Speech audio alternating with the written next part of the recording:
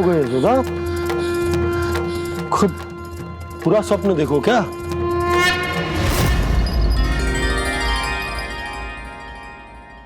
अरे वाकाना, आज तो समय से पहले ही तैयार होगा तू। तैयार तो होना ही था बाबा।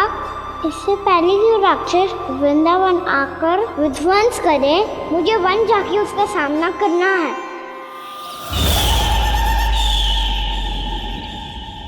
मैया शीघ्र भोजन बांधो, गौचरण के लिए विलंब हो रहा है।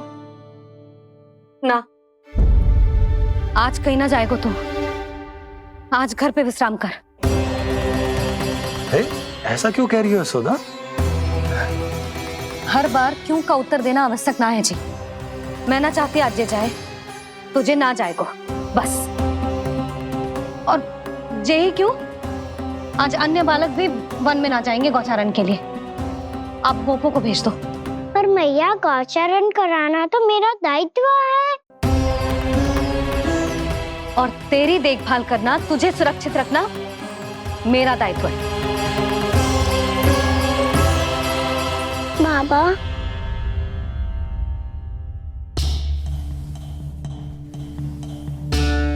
आज कछु मत बोल लल्ला। कभी कभी तेरी मैया को मना पाना मेरे बस की भी बात ना होती। आज कछु ऐसो ही दिन है। तूने देखो ना कैसे निर्णय करके बैठ गई है। इससे पहले कि वो राक्षस जगजा और वृंदावन वासियों को कोई हानि पहुंचाए, मुझे वहां पहुंचना पड़ेगा। पर कैसे?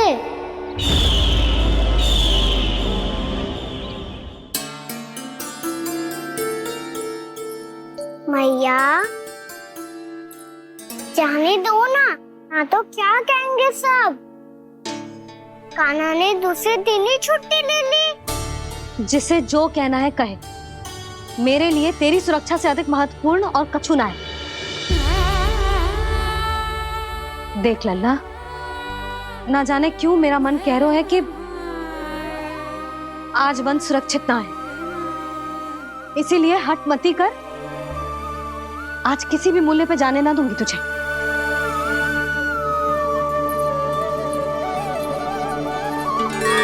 मैया ने ठान लिया, आज वन जाना है तो कोई और ही उपाय खोजना पड़ेगा यहाँ से निकलने का।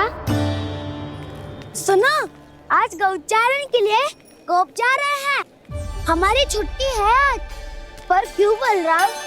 वो तो कान्हा ही जाने। सारी मैया ऐसी होती है क्या मुन्नी? पहले सेमी कहती है कि बड़ी हो जाओ, सब कुछ नियम से किया करो, अनुशासन सीखो। सेमी उसे तुड़वा के कहती है आपकी छुट्टी। तू चाहे जितना भी स्वांग कर ले लल्ला, कछु भी कह ले, कछु भी कर ले, मैं तो तुझे बाहर ना जाने दूंगी। वन छोड़, मैं तो तुझे चौबारे तक भी जाने की आज्ञा ना दूंगी आज। चल पी ले अब।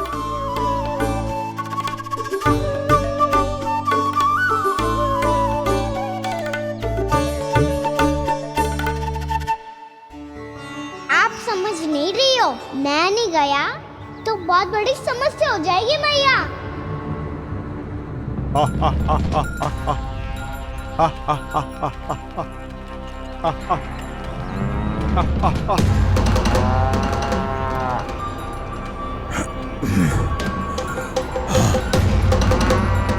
दिन निकले पूरे प्रहर बीत गया। इन गोपों में तो कोई भी बालक नहीं है, परंतु कंस ने तो कहा था कृष्ण गोपालक है।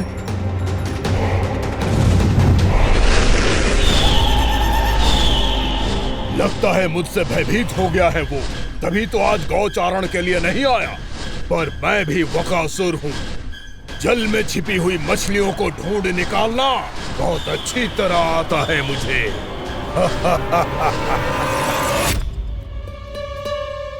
गोप और गैया संकट में है, मुझे शीघ्र ही वहाँ पहुँचने का कोई उपाय खोजना होगा।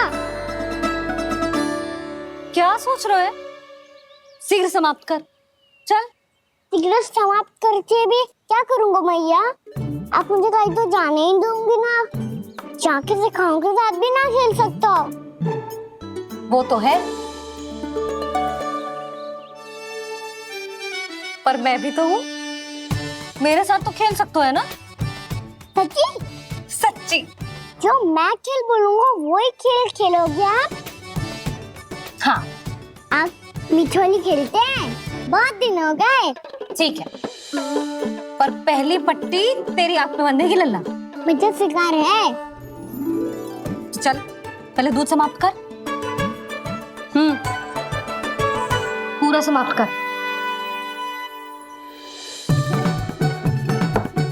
ये हुई ना बात।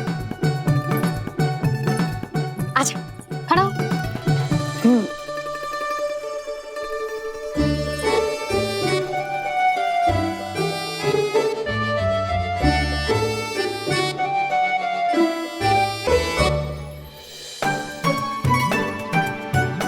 कुछ दिख तो ना रहा।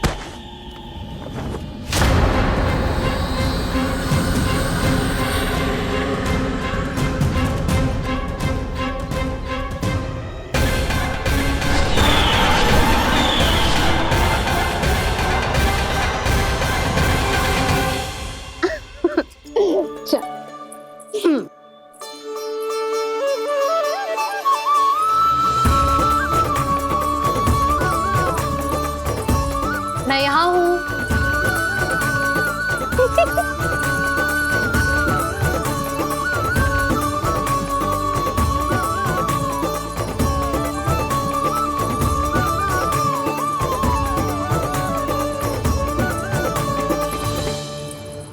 इससे पहले कि वो राक्षस किसी को हानि पहुंचाए, मुझे उस तक पहुंचना होगा।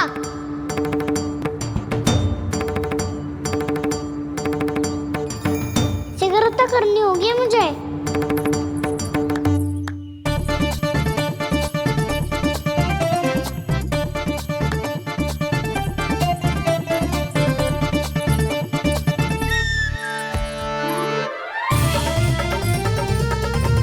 पकड़ लियो मैया, पकड़ लियो। हाँ हाँ पकड़ लियो। पर तू तो अभी वहां था ना, यहाँ कैसे आ गया?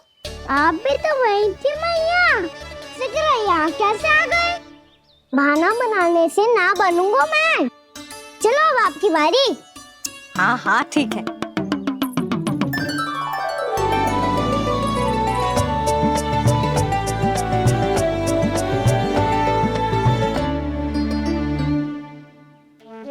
क्षमा करना मैया, पर मुझे जाना पड़ेगा।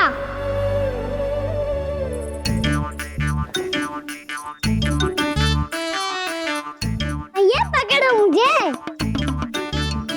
कहाँ है लल्ला?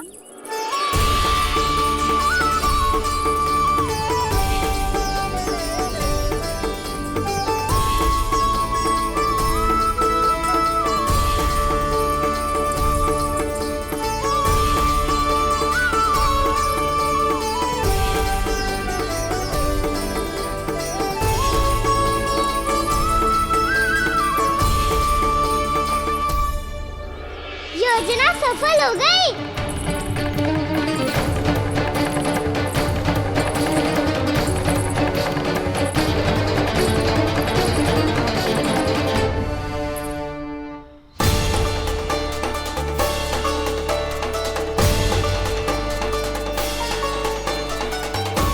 मुझे माफ करना मैया, आपको बिना बताए जाना पड़ रहा है।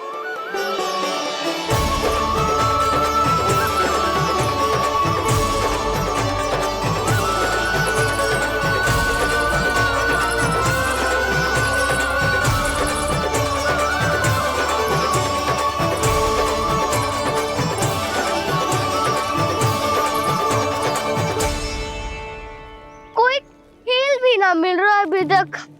कहना तो अभी बता दे तो। हो तो ना सुबल, वो देख।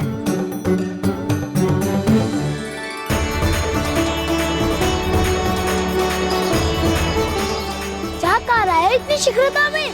वन की ओर जा रहा है, वो चालू कर रहे। चले। हाँ।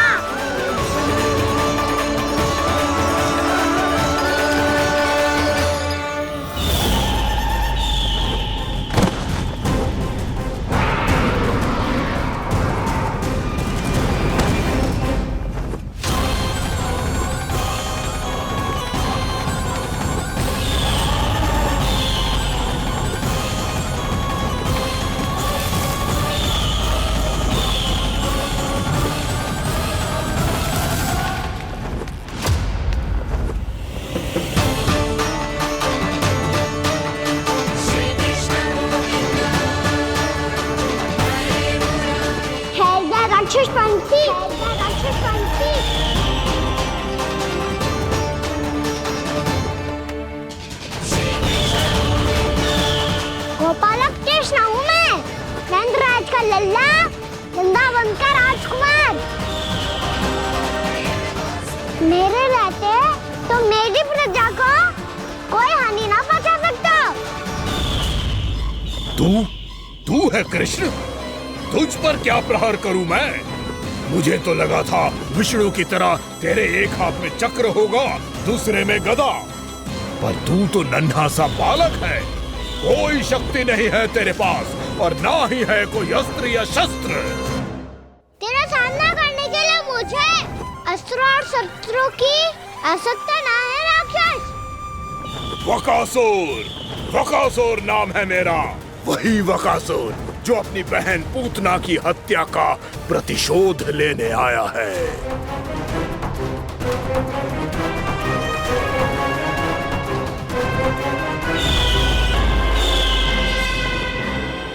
जानता है, इंद्र, अग्नि, वायु, वरुण, यम या कोई भी अन्य देवता, कोई मेरे समान शक्तिशाली नहीं है। और तू, मुझ जैसे पर्वत के सामने एक तिनके जैसा तू करेगा मेरा सामना? तू रोकेगा मुझे? बस एक ही प्रहार में तुझे अपना आहार बना लूंगा मैं।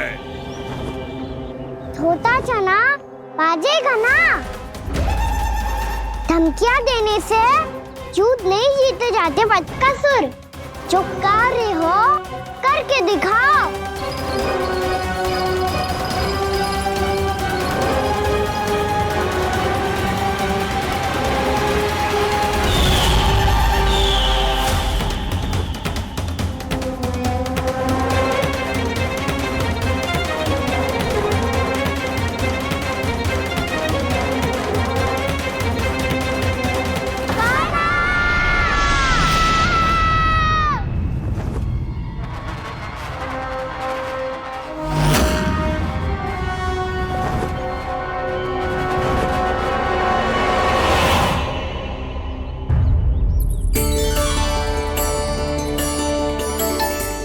लल्ला, देख तेरी मैया थक गई है अब बस कर लल्ला, ताली बजा। कान्हा, अब बस कर।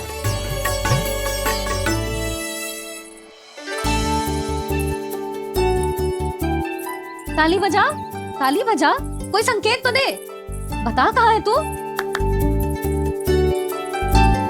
पकड़ लिया।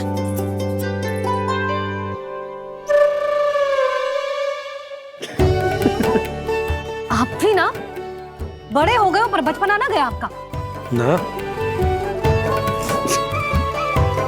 बच्चे कहाँ गया? जी रोकान।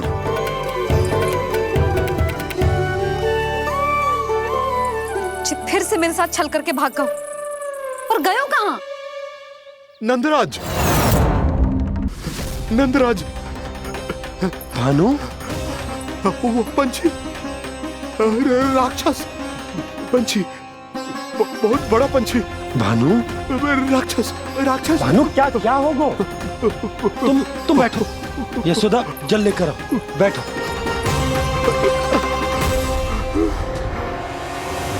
यदि आपको भूख लगी है तो मुझे खा लो, पर मेरे थकाव को छोड़ दो पंछी जी। आप मुझे ही खा लो, लेकिन कान्हा को छोड़ दो।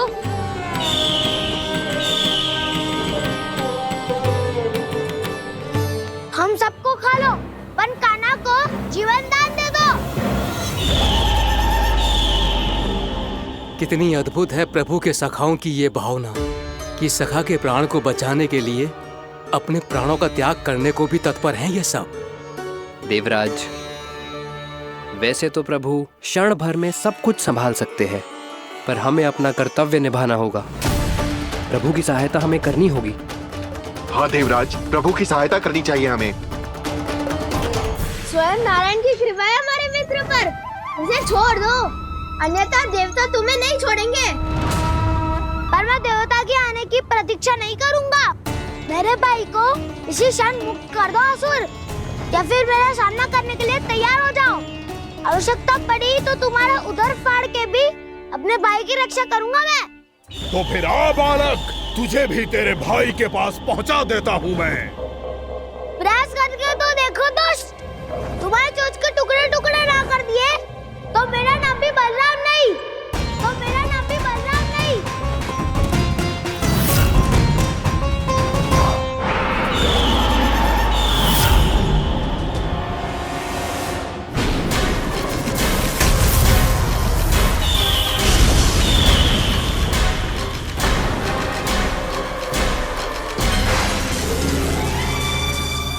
तेरी प्रार्थना स्वीकार हो गई मधु।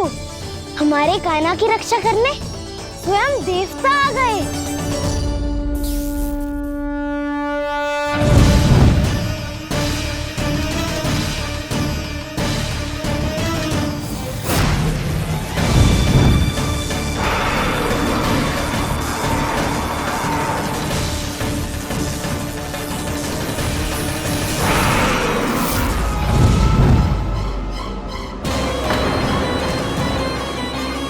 मत करो इंद्र, अपने वज्र का प्रयोग मत करो। तुम्हारे प्रहार से मुझे गुदगुदी हो रही है।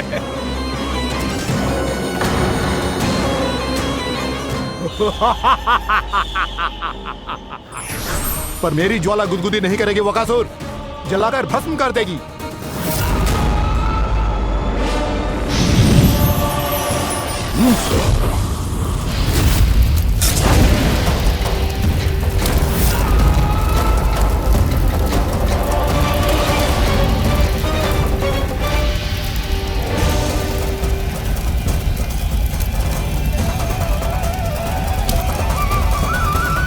क्या बहुत बहुत बड़ो पंछी। पंछी? बहुत बड़ो पंछी।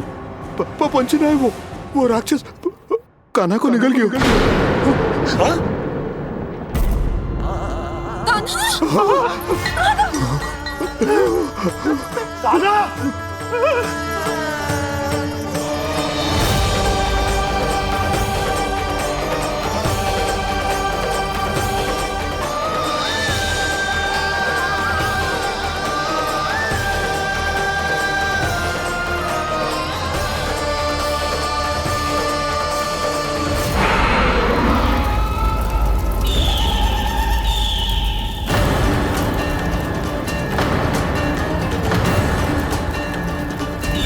मेरे उदर की जठराग्नि भी तुम्हारी ज्वाला से अधिक तीव्र है अग्निदेव।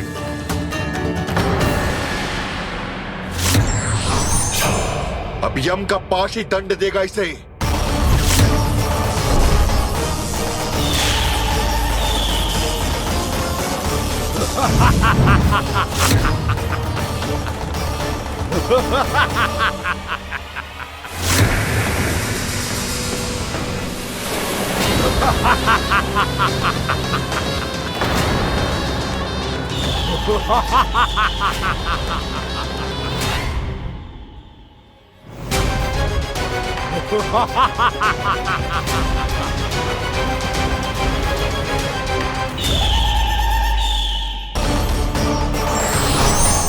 अब यम का पास ही दंड देगा इसे।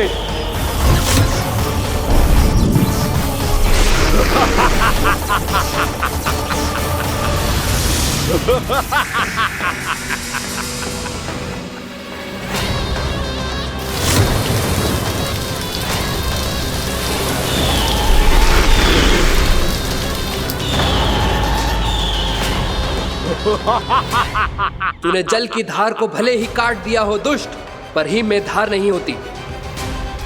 अब मेरी हिम शक्ति तुझे जमाकर नष्ट कर देगी।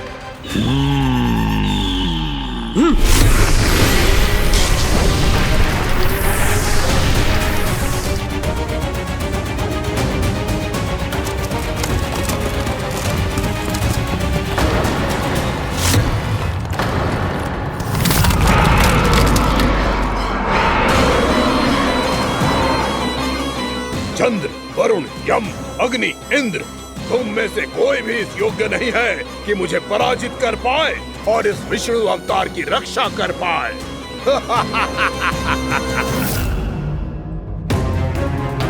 इस असुर को तो देवता कुछ ना बिगाड़ पा रहे हैं। अब क्या होगा खाना का? बकासुर, मैं अपनी किरणों की ताप से तुझे छल्दी छल्दी कर दूंगा।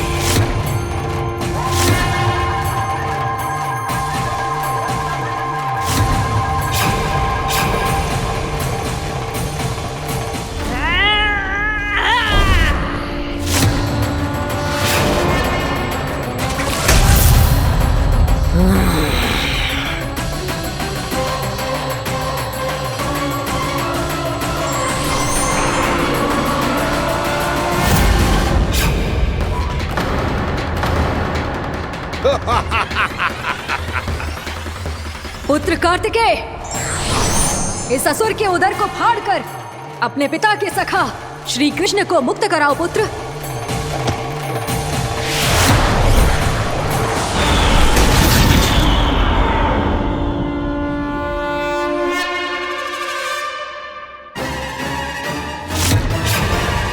मैंने कहा था, तुम में से कोई भी मेरा बाल भी बांका नहीं कर पाएगा।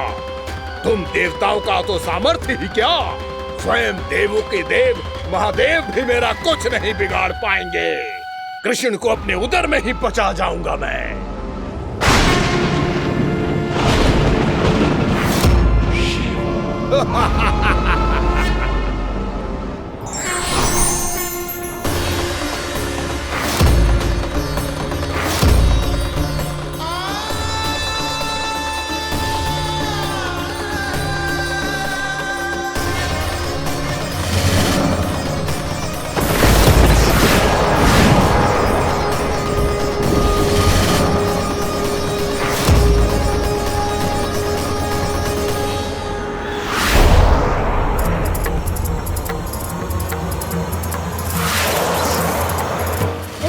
शिव शंकर का त्रिशूल है। एक ही बार में इस असुर का प्राण ले लेगा ये। हाँ, महादेव का त्रिशूल।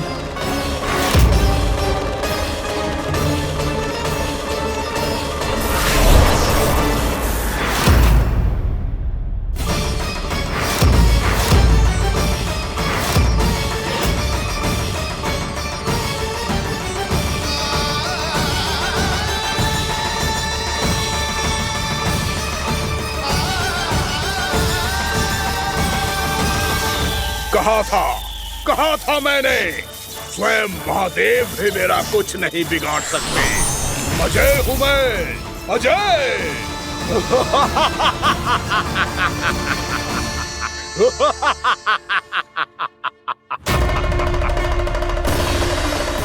प्रभु, आपके त्रिशूल की महिमा तो अपरंपार है, तो फिर ये ठहर क्यों गया? आपने अपने त्रिशूल को वापस क्यों ले लिया महादेव? इस दुष्ट का संहार क्यों नहीं किया? क्योंकि इसकी मृत्यु मेरे हाथों नहीं, मेरे सखा नारायण के अवतार श्री कृष्ण के हाथों ही होगी, और यही विधि का विधान है। पर पिताजी, श्री कृष्ण तो इस असुर के उदर में फंसे हुए हैं, हम उन्हें मुक्त कैसे कराएंगे?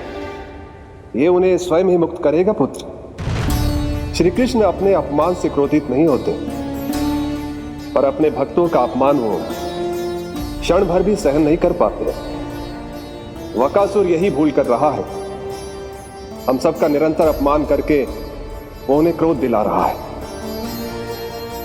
वो ये नहीं जानता कि शीघ्र ही उन्हें अपने उदर में रख पाना उसके लिए असंभव हो जाएगा।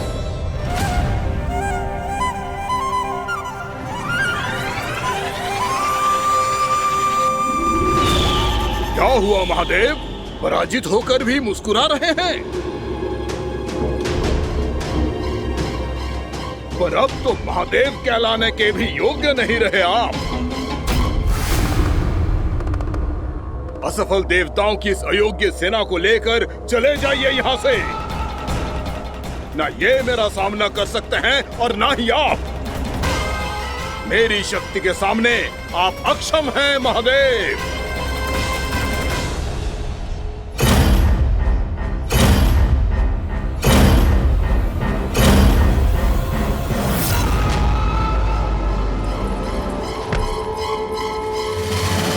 सुधा, जिस दुष्ट ने मेरे लल्ला को निगलो है ना, भीतर से जलेगो, छटपटाएगो, पीड़ा से कराएगो।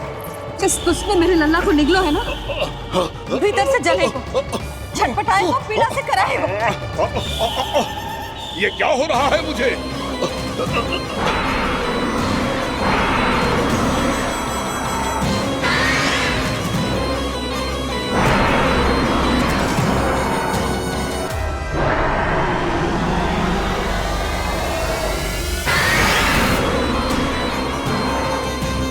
मुझे ऐसा क्यों लग रहा है जैसे भीतर से जल रहा हूं मैं?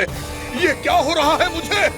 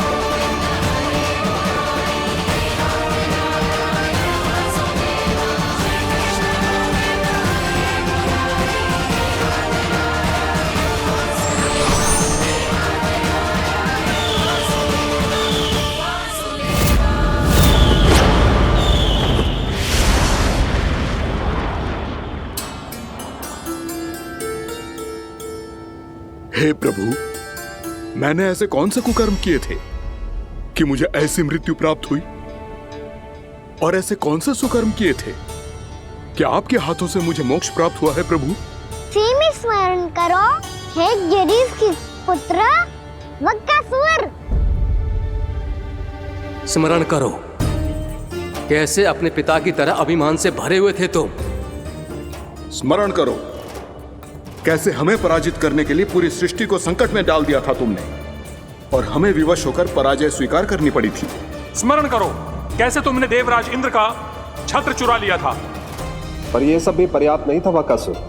तुम्हारे पापों का घड़ा तब भरा था जब तुमने देवी गंगा के जल में साधना करते हुए जजाली मुनि की तपस्या में व्यवधान डाला था।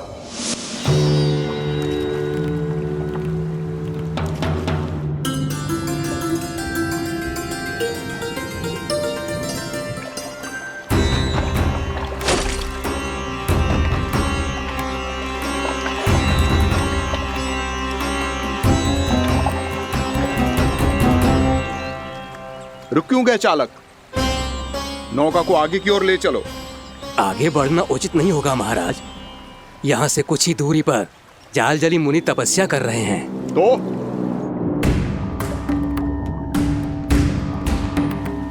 मेरे मत्स्य आखेट के क्षेत्र में इसने तपस्या करने की भूल की है। मेरे ही राज्य में मेरा कोई क्षेत्र मेरे लिए वर्जित हो, यह मुझे स्वीकार नहीं है। आपने पर्याप्त मत्स्य आखेट कर लिया है महाराज। यदि तुम इन मछलियों का आहार नहीं बनना चाहते हो, चुपचाप मेरी आज्ञा मानो। क्षमा, क्षमा महाराज।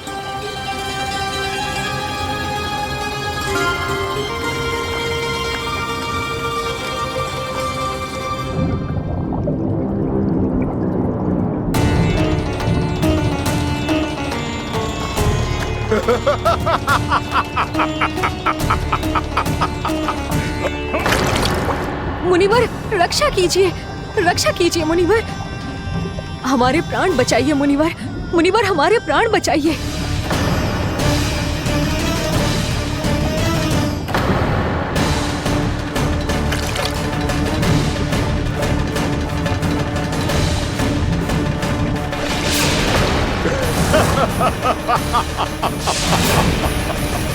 ठहर जाओ असुरराज, इन मछलियों को हानि ना पहुंचाओ। क्यों मुनि? अब मछलियां पकड़ने के लिए मुझे तुमसे आज्ञा लेनी पड़ेगी। तुमने तपस्या करने से पहले किससे आज्ञा ली थी? माँ गंगा से। इस जल में रहने वाली सभी मछलियों से इस उपकार के बदले इन सभी मछलियों को रक्षा करने का वचन दिया था। इसीलिए असुरराज, मैं शांति से कह रहा हूं, इस स्थान को अशुद्ध ना करो। चुपचाप यहां से चले जाओ, नहीं तो इसका परिणाम अच्छा नहीं होगा।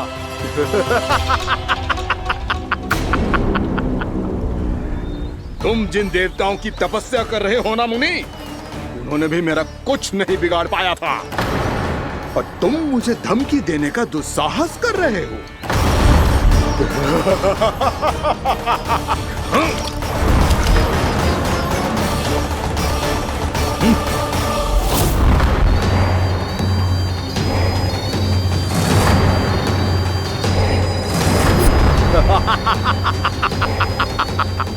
मूर्ख, विचारों से तो तू राक्षस है ही, और स्वभाव से उस बगुले की तरह है जो भूख ना होने पर भी उन निर्दोष मछलियों को आहार बनाता रहता है। इसलिए अभी इसी क्षण से तू बगुला का जीवन जिएगा। ये मेरा श्राप है, ये मेरा श्राप है।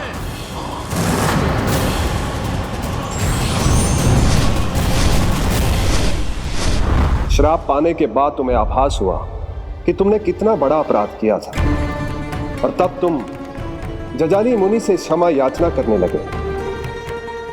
तुम्हारे अपराध बोध को जानकर मुनि श्रेष्ठ शांत हुए और उन्होंने तुम्हें वरदान दिया। श्राप से मुक्ति का एक ही मार्ग होता है असुर, पश्चाताप। तुम्हें अपने भूल का पश्चाताप है, इसीलिए मैं तुम्हें वरदान देता हूं। तुम्हें मेरे श्राप से मुक्ति अवश्य मिलेगी। स्वयं प्रभु श्री नारायण के अवतार इस बगुले के देह के बंधन से तुम्हें मुक्त करेंगे।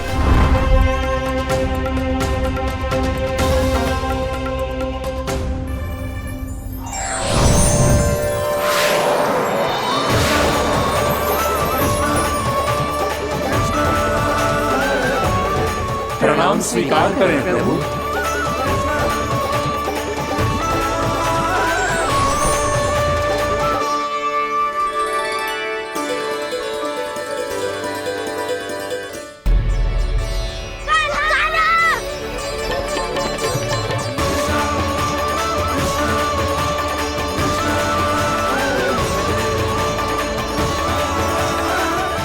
मुझे ना बताओ कि तुम सबने क्या देखा है, शायद जो देखो है, बस मैया से कछु मत ही बताना। कान्हा!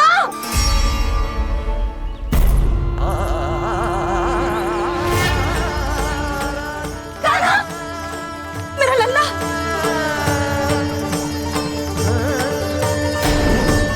भानु बता रहा था तुझे कोई असुर पंछी निकल गया था। हाँ?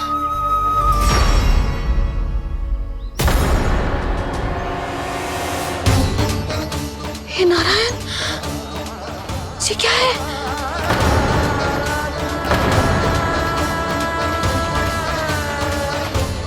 ये सब कैसे हुआ लल्ला? हाँ? कोई बताएगा मुझे ये क्या है?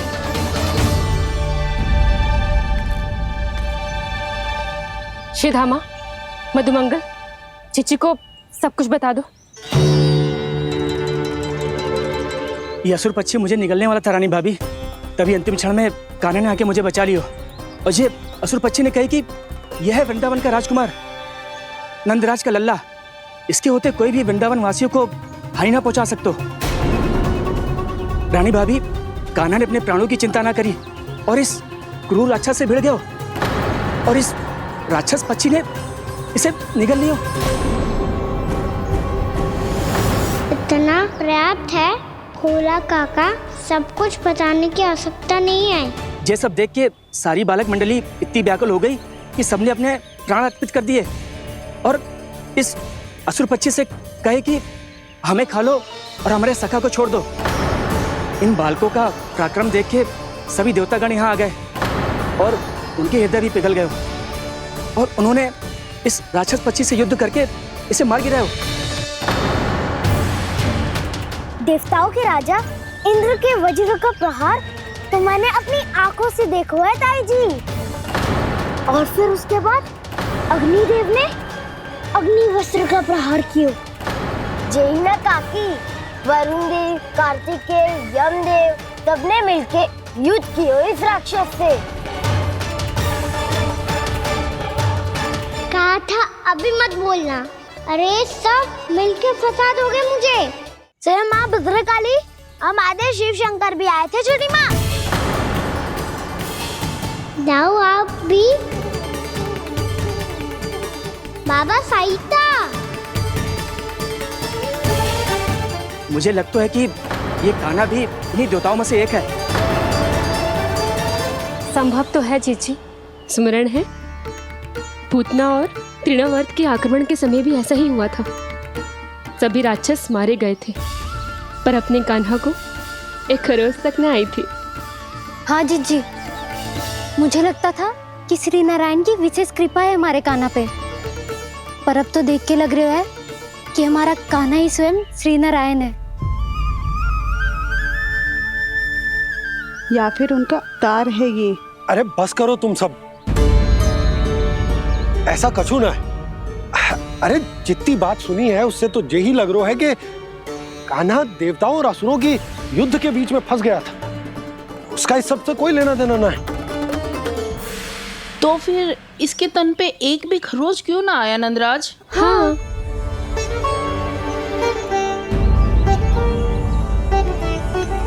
है काकी, खरच तो है। दिखा लल्ला। भैया बात भी आ रही है, कुछ करो ना। चिकोपिया भी ना अति करती है। श्री नारायण का अवतार हो तो इतनी तनिक सी खरोच पे ऐसे रो तो क्या? बस बहुत होगा। अब तो तुम सबने सीमा ही पार कर दी है। कभी से श्री नारायण बुलाते हो, कभी श्री नारायण का अवतार। तनिक कछु हो ना जाता है कि तुम सब कहानियां बुनने लगती हो। जे बस साधारण सा बालक है, मेरा लल्ला है जे, इसे भगवान मत ही बनाओ।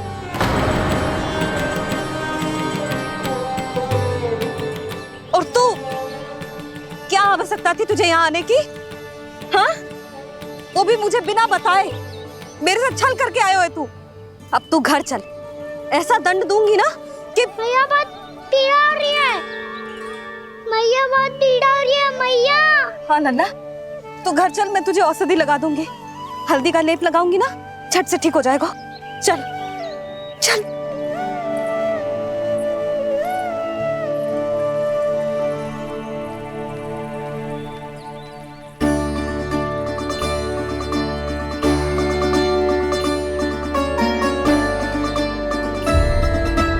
मैया बहुत पीड़ा हो रही है मैया।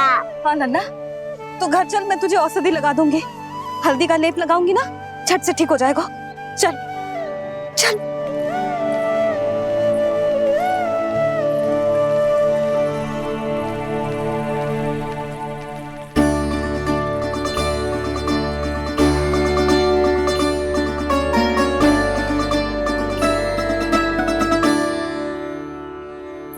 बस लल्ला बस, रो मत। चल चल चल, आजा। अभी औषधि लगाऊंगी ना, तेरी सारी पीड़ा लुप्त हो जाएगी। आजा आजा, बैठ जा लल्ला। अभी आई मैं। हाँ,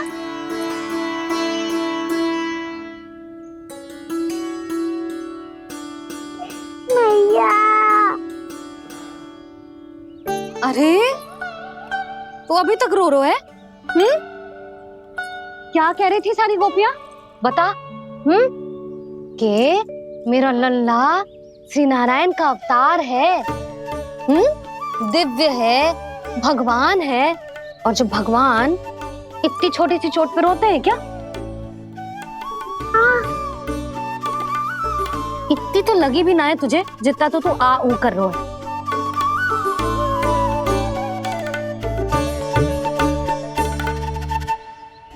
आओ ना, करूंगो। आप ऐसा दुलार थोड़ी करोगी। ओहो, वृंदावन का गौपालक जो इतनी छोटी सी चोट पे रोता है ना? गोप बालकों का मुखिया इतनी छोटी सी चोट पे रोता है? मेरा लल्ला तो सबसे शक्तिशाली है। इतनी छोटी सी चोट तो क्या, बड़े बड़े राक्षसों से भी ना घबराता है। हाँ, एक बार में सबको समाप्त कर देता है कि ना? हाँ मैया, यदि कोई राक्षस वृंदावन की ओर तेरी दृष्टि करके आएगा, तो सबसे पहले कान्हा को सुरक्षा में खड़ा पाएगा। फिर चाहे जो बाल बन के आए या बगुला बन के।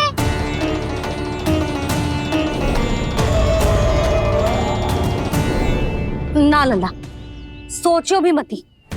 वृंदावन की सुरक्षा करना तेरा दायित्व ना है। तुझे और कोई संकट का सामना करने की आवश्यकता ना है।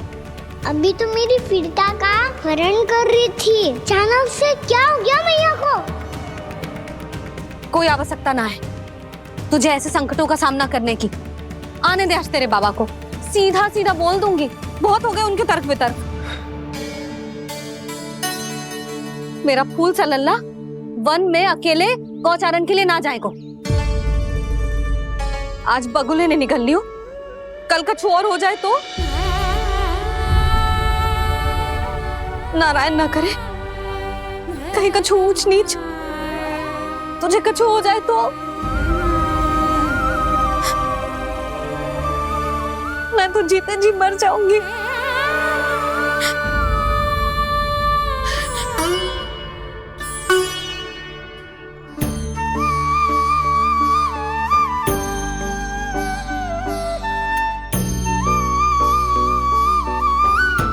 वीर लल्ला की वीर मैया इतनी से बात तो रोती है क्या? क्या करूं कान्हा, तुझे ऐसे बार बार संकट के मुंह में जाते हुए ना देख सकती मैं। तो फिर मैया मैं वचन देता हूँ, आज के बाद मैं गौचारण के लिए तभी जाऊंगा जब आप आज्ञा दोगी। पक्का? छल ना करेगा ना मेरे साथ? मैंने कब छल करो मैया? अच्छा ठीक है, ना करूँ छल। यदि आपसे पूछे बिना बाहर निकलो तो तो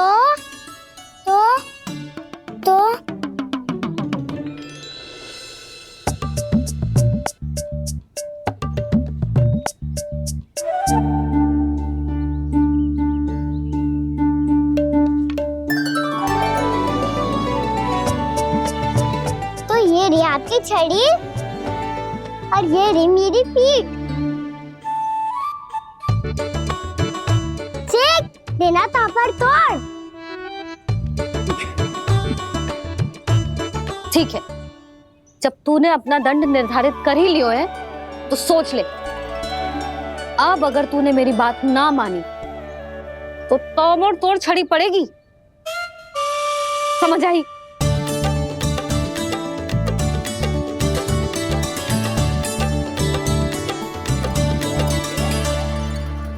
अच्छा ही है कि कान्हा कुछ दिन घर ही रहे। आज वन में जो हुआ है अवश्य कंस ने ही करवाए हुए वो सब।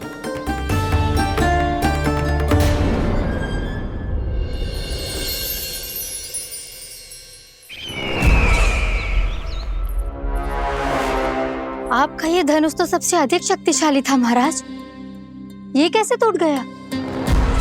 कहीं ये बकासुर की पराजय का संकेत तो?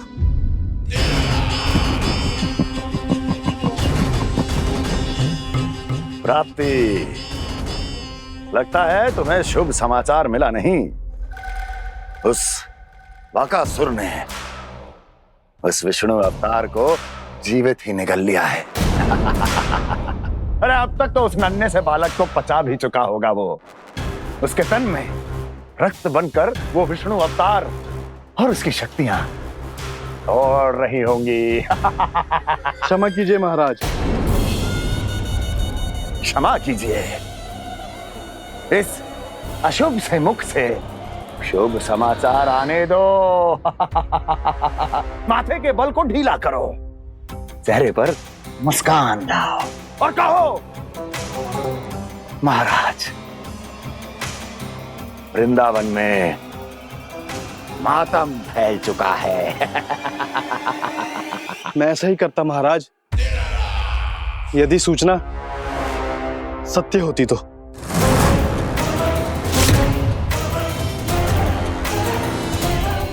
कहना क्या चाहते हो?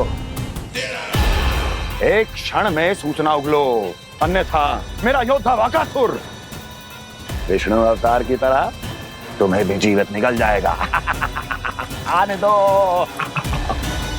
बकासुर मारा गया महाराज, बकासुर मारा गया महाराज, बकासुर मारा गया। बकासुर मर चुका है?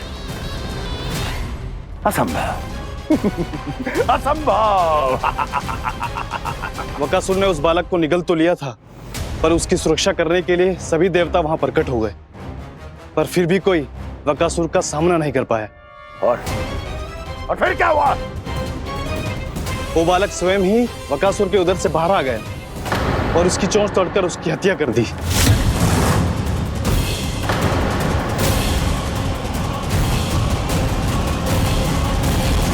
वन में बकासुर की चोंच टूट गई और यहाँ आपका ये धनुष।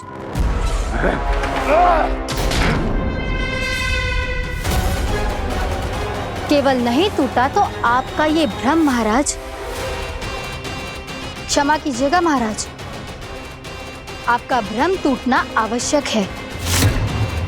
आवश्यक है आपको यह आभास होना कि उस विष्णु अवतार को पराजित करने के लिए आपके साधारण योद्धाओं में वो सामर्थ्य नहीं है। वत्सासुर, पूतना, तृणावर्त, बकासुर, ये सब साधारण नहीं थे प्राप्ति, साधारण नहीं थे। फिर तो ये और भी अधिक चिंता का विषय है महाराज, क्योंकि इसका अर्थ तो यही हुआ कि वो विष्णु अवतार कुछ अधिक ही असाधारण है और उसका सामना करने के लिए और उसे मिट्टी में मिलाने के लिए आपको एक ऐसे अस्त्र की आवश्यकता है जो उसके सामने ना झुके और ना ही टूटे।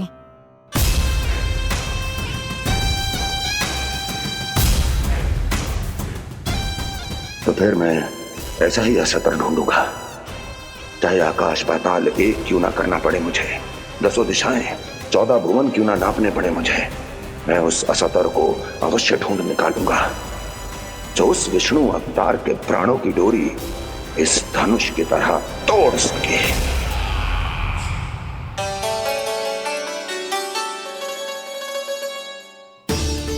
थैंक्स पापा, मैंने मैया को वचन दिया है कि जब तक नहीं चाहेंगी मैं वन नहीं जाऊंगा। इसलिए आप मुझे मारने के लिए कोई शक्तिशाली असुर ढूंढने में व्यस्त रहो।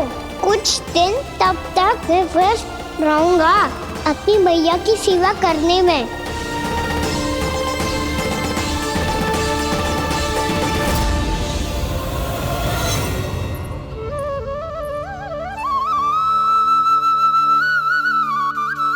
लो मैया, तुलसी जी को चढ़ाने के लिए जल।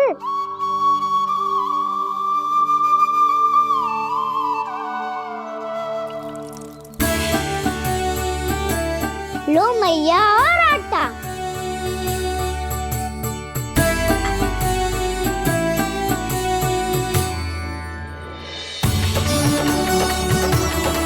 लो मैया, बेलन।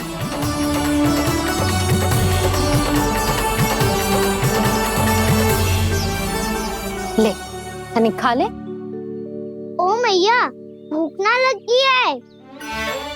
बिना भूख के खाने से क्या लाभ? और तेरा जब पेट तो कह रहा है कि उसे भोजन चाहिए, और लाभ कैसे ना है लल्ला? भोजन का लाभ है ना, तन को पोषण मिलेगो, स्वास्थ्य बनेगो, जे तेरी भुजाओं में शक्ति आ जाएगी ताऊ के जैसी, ताऊ से भी अधिक। तेरे जे केस भी लंबे हो जाएंगे। सच्ची मैया? सच्ची।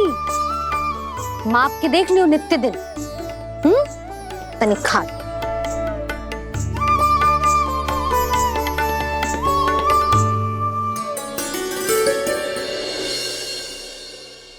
मान के मैया का कहना, छक के भोजन खाते हैं, नित्य मापते भुजा केश, पर ज्यों का त्यों ही पाते हैं।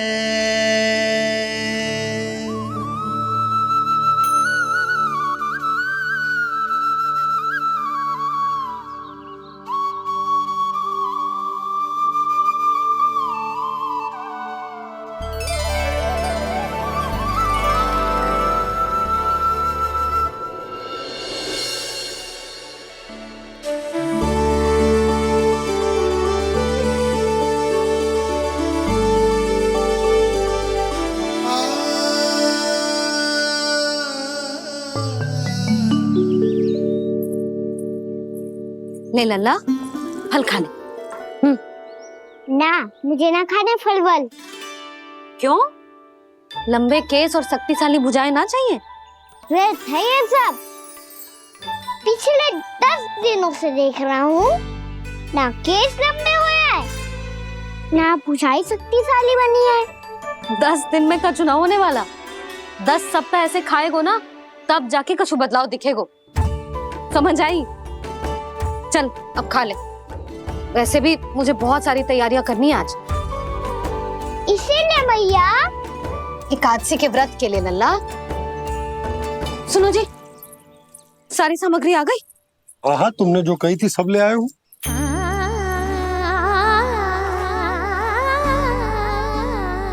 इसमें नारियल तो है ही ना, उसके बिना मैं एकादशी की पूजा कैसे करूंगी? यशोदा, मैंने भोला से कह दिया, वो लेकर आते ही होगा, घबराओ मत। कैसे ना घबराओ जी, आपको पता है ना एकादशी का व्रत मेरे लिए कितना महत्वपूर्ण है। पतो है। अरे इसमें तो दिए भी ना है। दिए ना है? अब मैं अभी लेकर आता हूँ। आप रहने दो, मैं ही लेके आती हूँ। भक्त भोला राम के यहाँ से है? भक्त भोला राम? मेरा अर्थ है कुमार भोला यहाँ के यहाँ से। हाँ हाँ, वो ही।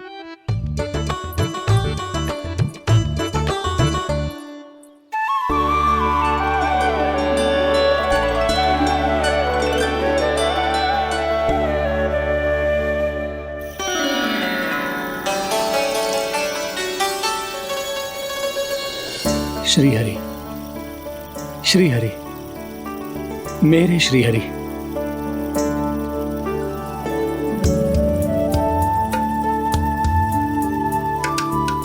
मेरे श्री हरि। भोला राम, मेरी मटकी तैयार है? मेरे श्री हरि,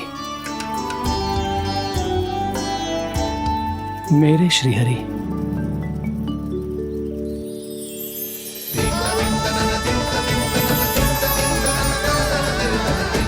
भोला राम,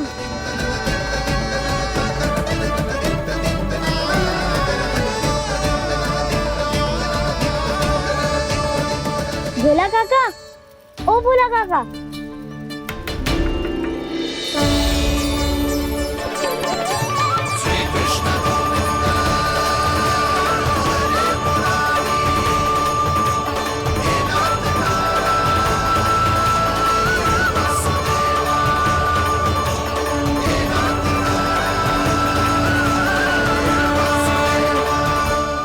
अरे श्री हरि प्रसन्न हो गए। मेरे श्री हरि आ गए, मेरे भगवान आ गए। मेरे श्री हरि आ गए, मेरे भगवान आ गए। मेरे श्री हरि आ गए, मेरे भगवान आ गए। मेरे श्री हरि आ गए, मेरे भगवान आ गए।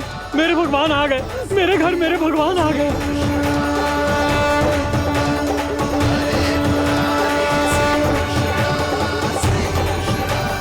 मेरे घर आ गए, मेरे श्री हरि आ गए। हाँ, मेरे श्री हरि आ गए। जे तो बावले थे ही, अब बालकन को भी साथ में मिला लिए। उज्जवल क्या कर रहा है? अरे ठहर जा भोला।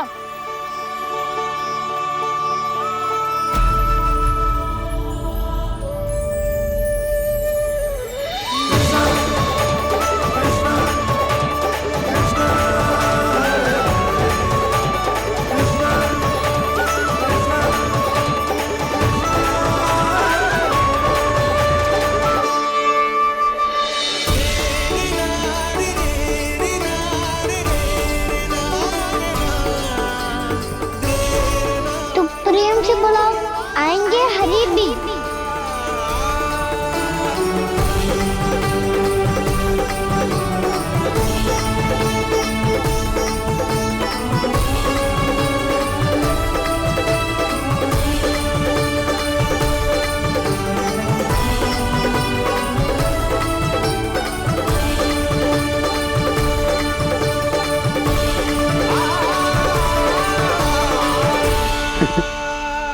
क्या वो गाना?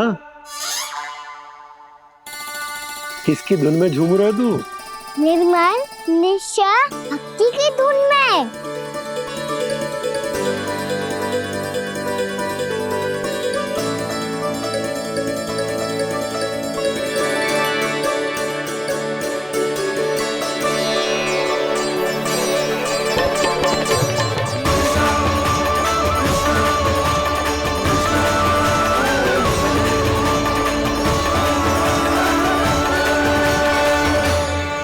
अरे क्या हो गया इन्हें?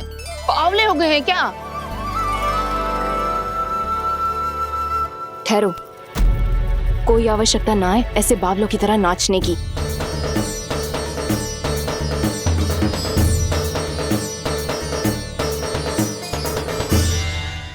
जे बावले ना है मौसी, भक्ति में रम गए। बस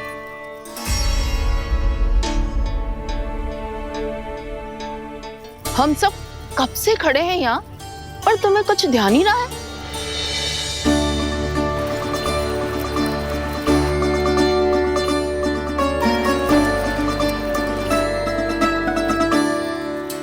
नाच गाने में ऐसे मगन हुए कि हमें देखा भी ना। मुझे नाचते हुए देख मेरे श्री हरि को इतना आनंद आ रहा था कि मैं अपने आप को रोक नहीं सका। और वैसे भी मेरे जन्म का एकमात्र उद्देश्य है श्री हरि की सेवा करना, श्री हरि को प्रसन्न करना। तुम बावले हो भोला राम, या हमें बावला बना रहे हो? श्री हरि और तुम्हें देख रहे हैं? हाँ, अभी वो यहीं थे, देख रहे थे। भोला काका, आपने भी ना अति कर दी। अब हमें भी बताओ तनी, कहाँ थे श्री हरि?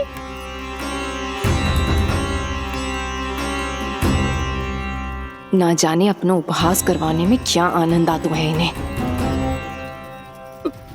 देखो, अब तुम सच मानो या झूठ, लेकिन हमरे श्री हरि यहीं थे, इसी चाक पर अभी। हाँ, लो सुन लो इस मूर्ख की बात। श्री हरि को और कोई स्थान ना मिलो जो इसके मिट्टी के चाक पे आकर बैठेंगे। श्री हरि को और कोई स्थान ना मिलो जो इसके मिट्टी के चाक पे आकर बैठेंगे। श्री हरि को और कोई स्थान ना मिलो जो इसके मिट्टी के चाक पे आकर बैठेंगे। जैसी मैया वैसो ही लल्ला, दोनों का कुछ पता ही ना चलतो, कब किस बात पर प्रसन्न हो जाए और किस बात पर रुष्ट। अरे मैं भला असत्य क्यों बोलूंगा? अभी यही थे श्री हरि। हाँ,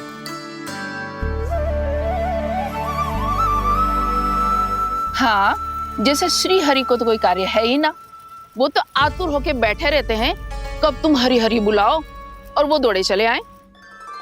भगवान तो भक्तों के पास आने के लिए सदैव आतुर रहते हैं, बल्कि सत्य तो यह है कि भक्तों के मन में ही निवास करते हैं भगवान।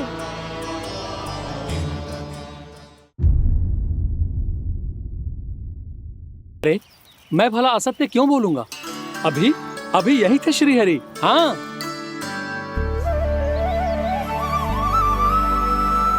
हाँ, जैसे श्री हरि को तो कोई कार्य है ही ना, वो तो आतुर होके बैठे रहते हैं कब तुम हरि हरि बुलाओ और वो दौड़े चले आए।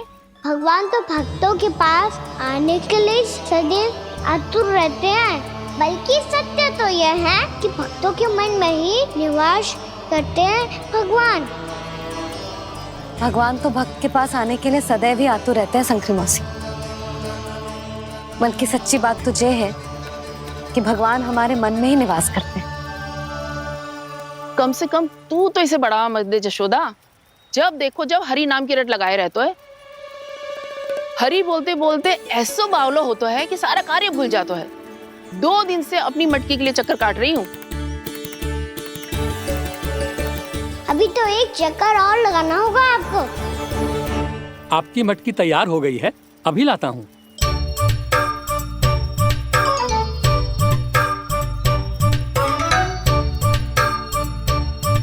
लो जी मटकी।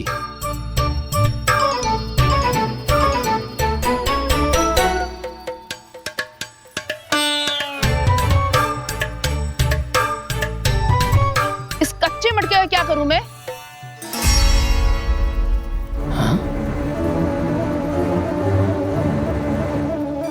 पर इसे तो मैंने भट्टी में पकाया था। अब तू ही देख ले कितना ध्यान रहता है इस कार्य पे। और कह तो है कि श्री हरि आते हैं इससे मिलने। हाँ आते हैं और आगे भी आएंगे हमारे श्री हरि हमसे मिलने। और आके मोक्ष देंगे, है ना? मांगूंगा तो मोक्ष भी दे देंगे, मांगूंगा तो मोक्ष भी दे देंगे, मांगूंगा तो मोक्ष भी दे देंगे। अभी तो ये बता कि तू मुझे मेरी मटकी कब देगो? और मेरी मांग कब पूरी करोगी भोला राम जी? मेरो घड़ा मेरे दिए तो तैयार है ना, कल एकादशी की पूजा और व्रत के लिए। एकादशी का व्रत? हाँ, एकादशी का व्रत। इसे करने से श्री हरि बहुत प्रसन्न होते हैं। अच्छा, फिर तो अभी लाया।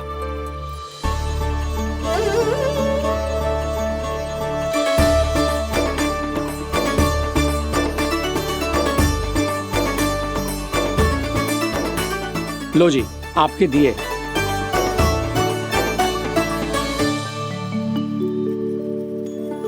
और जो हमने मांगा है वो? बाकी सब शेष द्वादशी के दिन मिलेगा, क्योंकि कल मैं भी एकादशी का व्रत रखूंगा, क्योंकि कल मैं भी एकादशी का व्रत रखूंगा, क्योंकि कल मैं भी एकादशी का व्रत रखूंगा।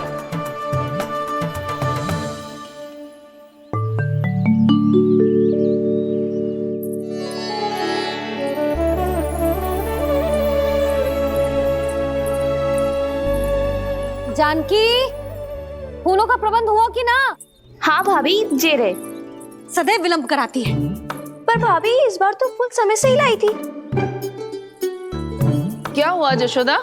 अभी तो पूजा की तैयारी ना हुई? देखो ना मौसी, ये जानकी ना कुछ छूट ही जाता है इसके कारण। एकादशी की पूजा और व्रत आते ही जसोदा भाभी इतनी वग्र हो जाती है।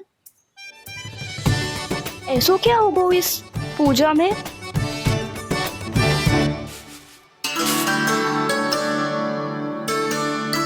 ये थाली में रोली चंदन रखने से, दिया जलाने से के होगो? आपको पता भी है एकादशी का व्रत क्यों रखते हैं? क्या महत्व है इसका? लो, जे तो मैं जसोमती रानी से पूछना भूल ही गया। पर हाँ भगवान, मेरे लिए इतना ही पर्याप्त है कि इस व्रत को रखने से मेरे श्रीहरि हमसे प्रसन्न हो जाएंगे।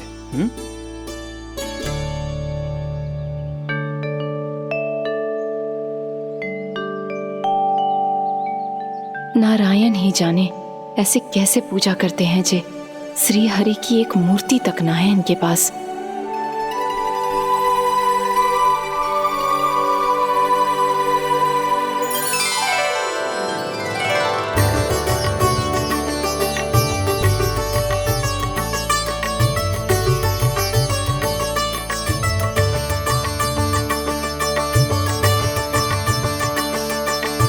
प्रभु, न तो मेरे पास मूर्ति है और ना तो इस व्रत के विधि विधान के बारे में मुझे जानकारी है और ना ही मुझे इसके महत्व के बारे में जानकारी है, पर फिर भी मैं करना चाहता हूं।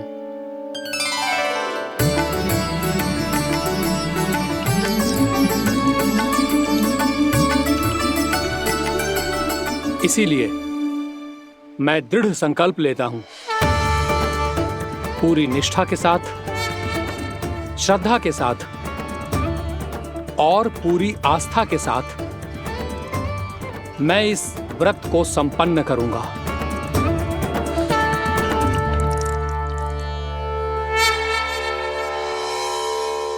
हम संकल्प लेते हैं कि एकादशी के व्रत को पूरी निष्ठा के साथ संपन्न करेंगे।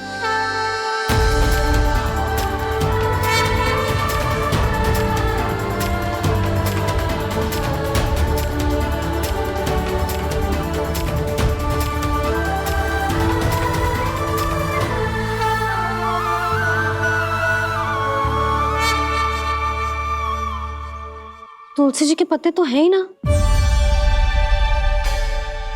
श्री नारायण को तुलसी जी के पत्ते के बिना भोग ना चढ़तो है। जानकी, तुलसी के पत्ते कहाँ हैं? भाभी, मैं तो कब से यही पूछना चाह रही थी कि तुलसी के पत्ते लाऊं क्या, पर आप तो व्यस्त थी ना। तुझे कितनी बार समझाओ है ना, यदि तेरे कछु करने से किसी और की कोई हानि ना हो रही हो या किसी के अच्छे कार्य में सहायता हो रही हो तो मुझसे आज्ञा लेने की आवश्यकता ना है। समझ गई भाभी, आगे से जाना उनको। ले अभी लेकर आती हूँ।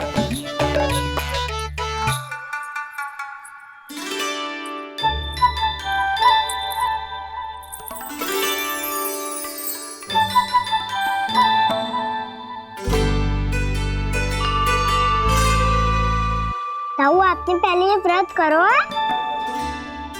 आपको इसका महत्व पता है? भाभी चल। जानकी, तुमने ये व्रत करो है? फिर तुमको इसका महत्व पता है? सुमति जी, आपको पता है इसका महत्व? कान्हा, क्यों तंग कर रहे हो सबको? मैया, सबने करो ये व्रत, मुझे भी करना है।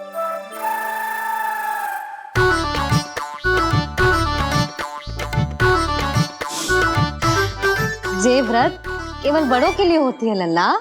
जब आप ये व्रत कर सकती हो, बाबा कर सकते हैं,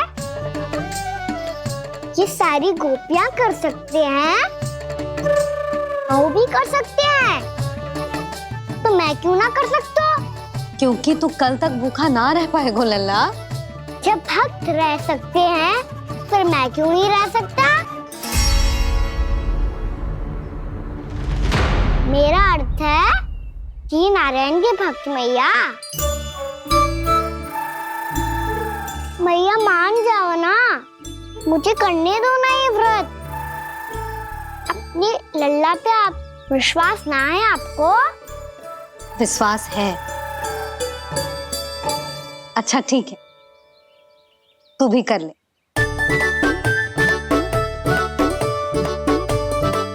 पर मैया व्रत की कथा तो सुनाओ, मैं तो अबध हूँ ना।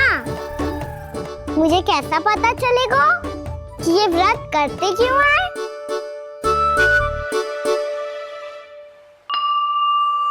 प्रभु, मुझ अबोध को कैसे पता चलेगा कि इस व्रत का क्या विधि विधान होता है और क्यों रखा जाता है और इसका महत्व क्या होता है? मुझे तो आप ही बता सकते हैं प्रभु। जब व्रत कर रहे हैं तब उसका महत्व भी पता होना चाहिए ना। बताओ ना मैया, क्यों रखते एकादशी का व्रत? इसके लिए तो तुझे एकादशी की कथा सुननी होगी। सुनेगो ना?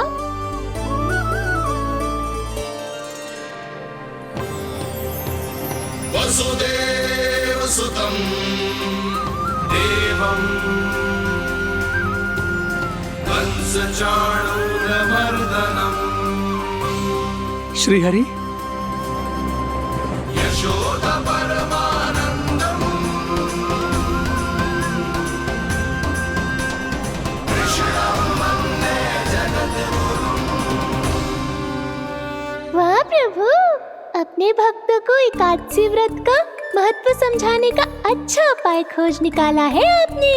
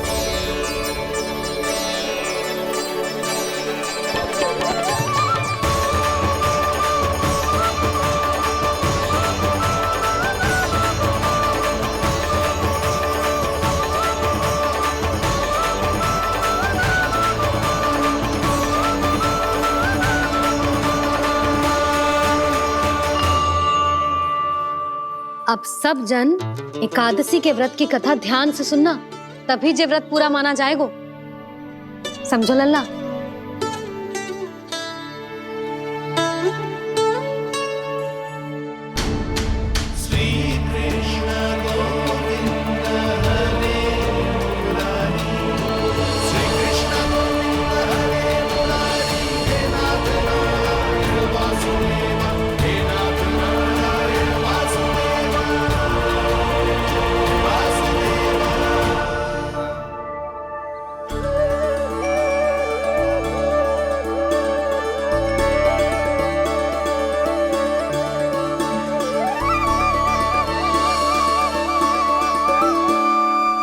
सतयुग में चंद्रावती नाम के नगर में मूरा नाम का एक असुर राज्य करता था। ओम ब्रह्मदेवाय नमः। ओम ब्रह्मदेवाय नमः। ओम ब्रह्मदेवाय नमः। ओम ब्रह्मदेवाय नमः।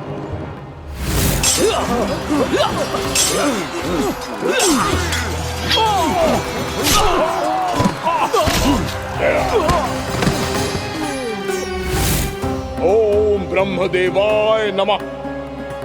ओम ब्रह्मदेवाय नमः। जब उसने देवताओं के हाथों असुरों की पराजय देखी, तब वो वरदान पाने के उद्देश्य से ब्रह्मा जी की तपस्या करने चला गया।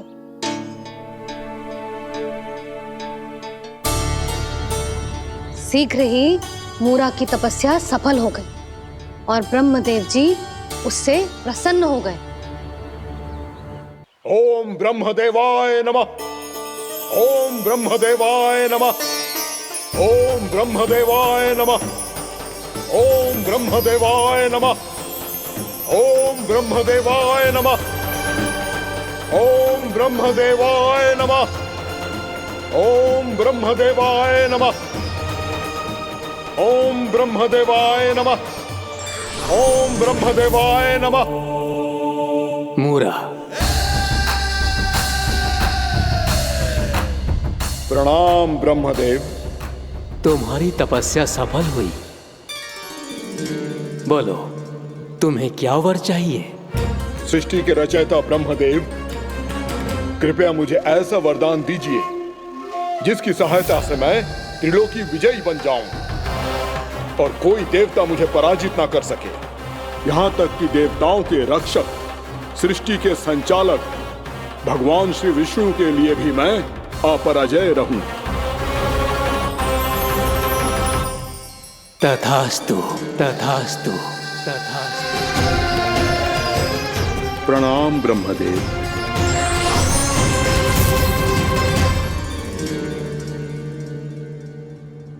ऐसा वरदान पाकर मूरा बहुत अभिमानी होगा। यक्षों, किन्नरों, यहाँ तक कि देवताओं को भी युद्ध के लिए ललकारने लगो, पर किसी ने भी उसकी ललकार को स्वीकार ना करो, क्योंकि सभी उसकी शक्ति से बहुत भयभीत थे और उसके सामने युद्ध किए बिना ही अपनी पराजय स्वीकार करने लगे। और फिर दंभ में आके उसने स्वर्ग लोक पर भी आक्रमण कर दिया और देवराज इंद्र तक को चुनौती दे डाली।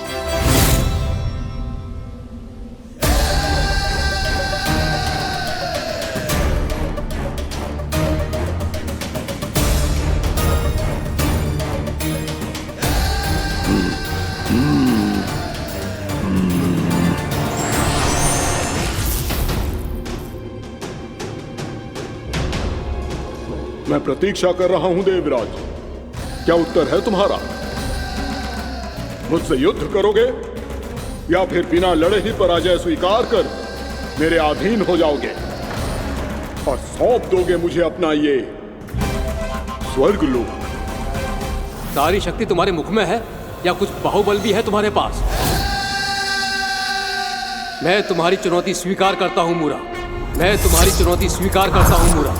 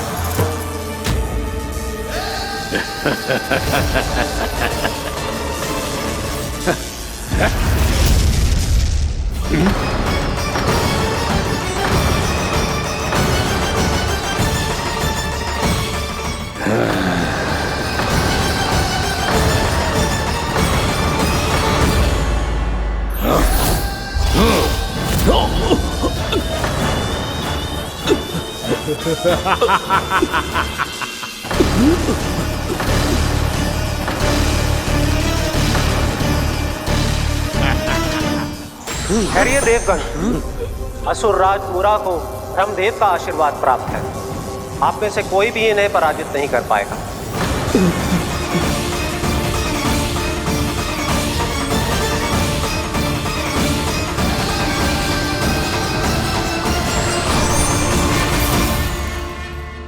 एक अवसर और देता हूं देवराज। युद्ध या अधीनता, क्या उत्तर है तुम्हारा देवराज?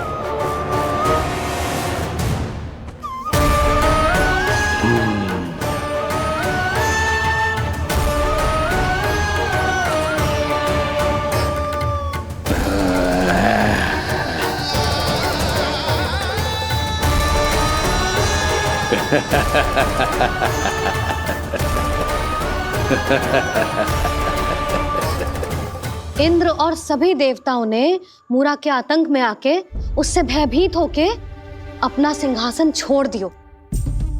अब मूरा स्वर्ग का अधिपति बन गयो